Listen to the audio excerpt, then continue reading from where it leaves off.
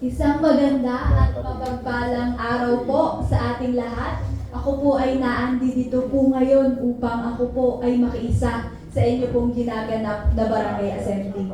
Ang mga Barangay Assembly po na ito ay mandato po ng DILG. Ito po ay napaka-importante sapagkat dito po ay nalalaman po natin ang mga unat, programa at proyekto ng atin pong sangguniang pambarangay na pinangungunahan po ng walang iba kundi ang atin pong chairman, Cap Wilfred M. Bicoman.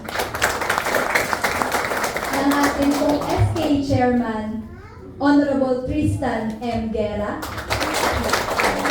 Ng lahat po ng ating pong magigiting na mga konsehal at barangay councilors at ang ating pong mga SK councilors, pati na po ang lahat ng bumubuo ng sangguniang pambarangay po ng Barangay 7B.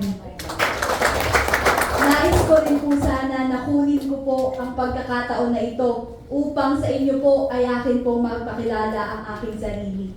Ako nga po pala si Barbie Diaz, anak po ako ng inyong dating konsehal, ang pinagtapos nyo ng 3 termino, si Rondel R.D. Diaz.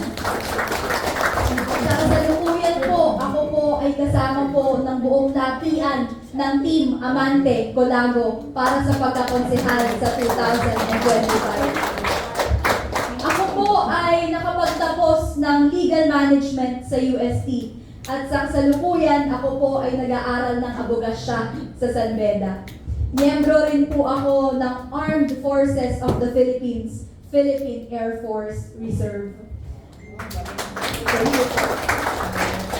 Ako po ay presidente din ng iba't ibang socio-civic organizations po dito sa ating lungsod. Kung kaya't hindi na po bago sa akin pong puso at isipan ang pagsiservisyo, pagsisilbi at paglilingkuran sa ating mga mamamayan. Kaya't kasama niyo po ako sa bawat magagandang adhikain po ng Barangay 7B sa pangunguna po ng walang iba kundi ang atin pong chairman, Cap Wilfred Bicoman.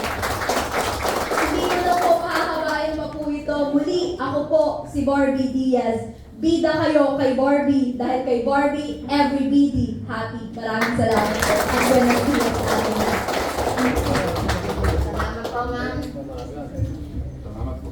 Akin pong tatawagin ang ating representative ng ating police force, si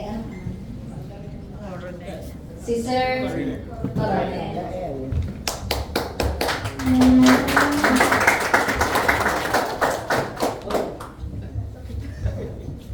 So yun, magandang umaga po sa ating lahat po. So ako nga po pala si